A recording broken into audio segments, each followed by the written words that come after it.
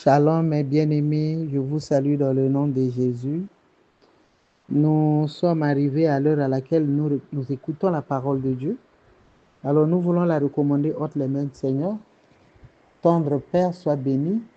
Tendre Père, sois élevé, sois glorifié, sois magnifié. Nous te disons merci pour ton amour.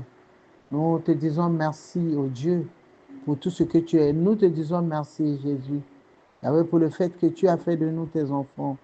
Nous te disons merci, toi qui nous as ramassés dans la boue du péché. Seigneur, sois béni, sois glorifié. Père éternel, nous te recommandons ces moments pendant lesquels nous voulons écouter ta parole, d'aide-nous parler, Seigneur. Oh Dieu, aiguise-nous ton entendement, parle-nous toi-même. Forme-nous, éternel des armées, oh Dieu.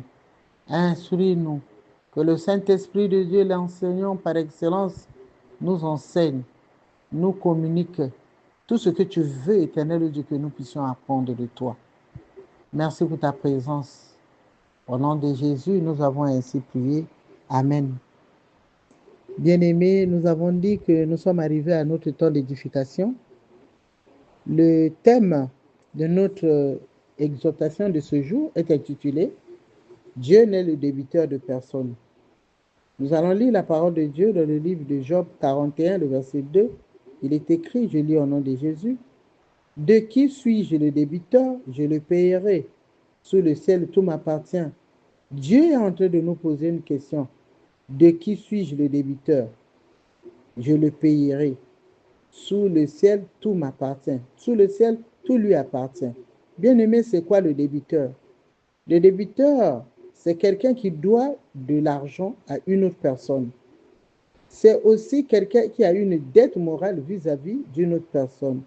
Mais là, dans le livre le texte de Job 41, le verset 2, Dieu est en train de dire, de qui suis-je le débiteur? Donc, il nous dit, je dois à qui? À qui est-ce que je dois? Je le payerai. Donc, Dieu nous pose la question, est-ce qu'il doit quelque chose à quelqu'un? Qu'il le dise afin qu'il paye. Bien-aimés, ce jour, nous voulons nous exhorter sur le fait que Dieu ne doit jamais rien à personne. Il ne reste avec la dette morale de personne. Quand nous disons cela, bien-aimés, nous faisons allusion à l'argent, c'est-à-dire l'investissement financier que nous pouvons faire dans la maison de Dieu pour l'avancement de son œuvre. Cela est vrai lorsque nous investissons notre argent pour l'avancement de l'œuvre de Dieu. Le Seigneur nous récompense, car il est dit dans Malachie 3, le verset 10, qui a apporté à la maison du trésor toutes les dîmes, afin qu'il ait de la nourriture dans ma maison. Mettez-moi de la sorte à l'épreuve, dit l'Éternel des armées, et vous verrez si je n'ouvre pas pour vous les écluses des cieux, si je ne répands pas sur vous la bénédiction en abondance.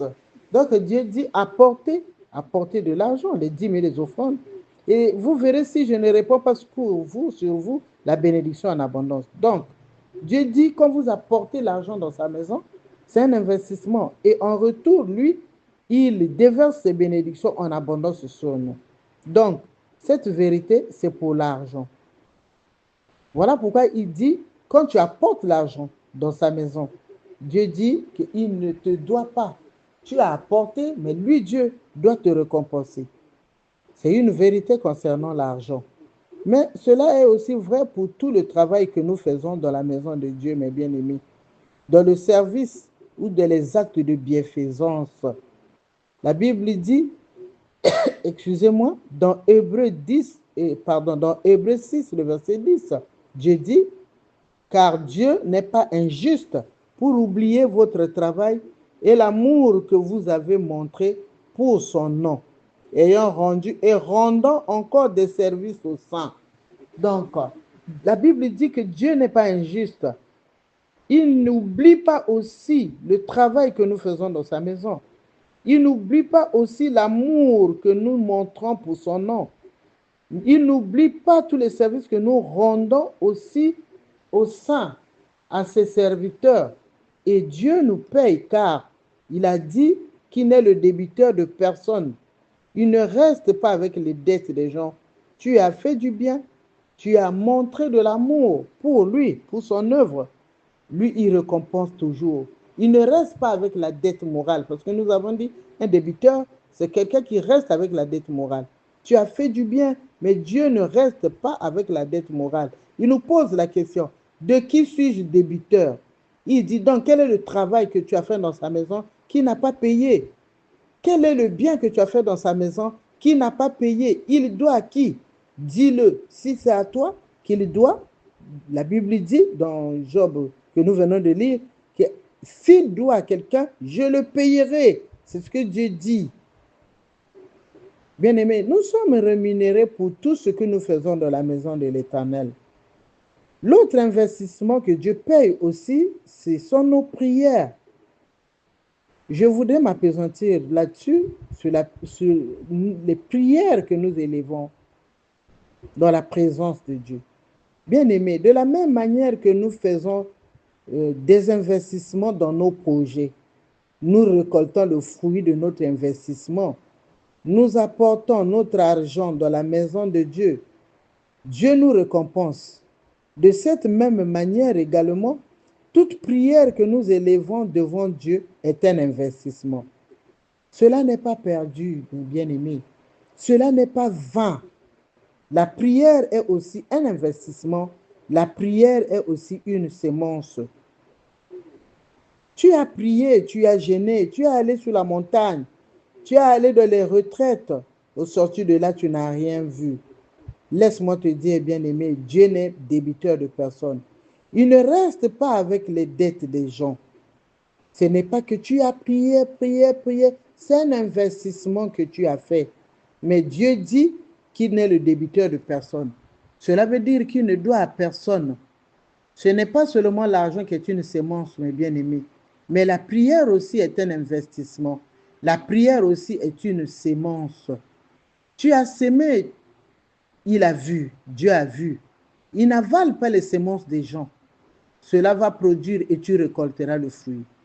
Bien-aimé, tu as fait plusieurs prières cette année, cela n'est pas allé en l'air. Au temps convenable, Dieu payera.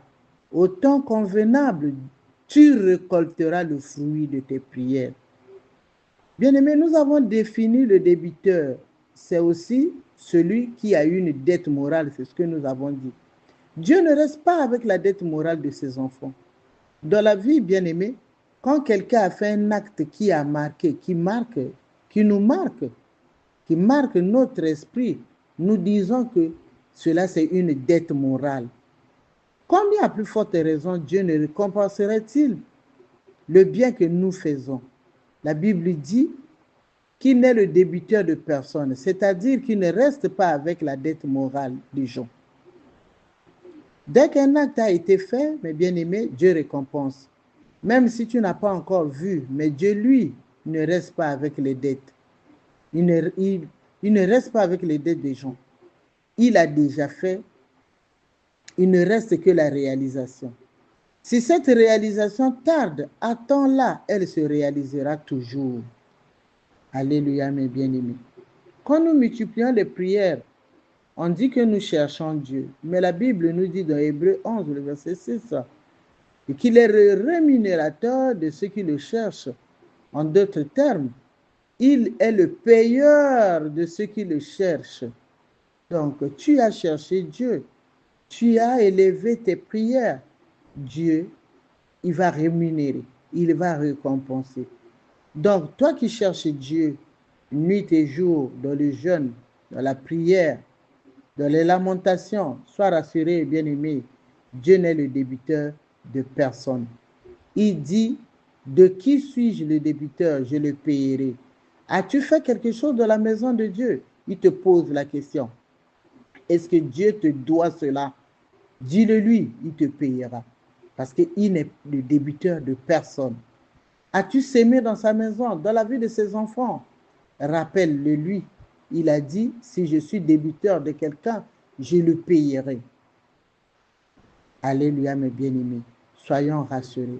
Dieu paye toujours ses dettes. Que le Seigneur bénisse sa parole. C'était Maman Lucie Luemba.